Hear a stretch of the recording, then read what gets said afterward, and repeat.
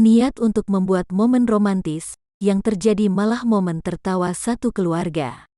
Pasalnya terjadi hal yang tidak terduga, awalnya ingin menjadikan istri sebagai ratu dan menjadi pusat perhatian, yang terjadi malah istri menjadi bahan tertawaan. Namun ditertawakan untuk membuli, namun ditertawakan karena kalung emas yang dihadiahkan suami, tidak muat sampai bibir istri tertarik sampai terlihat gigi.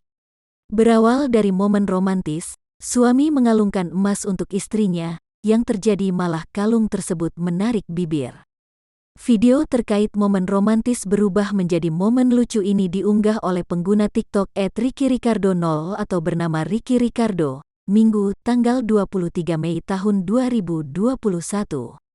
Tuh kan nyangkut, demikian tulisnya pada postingan.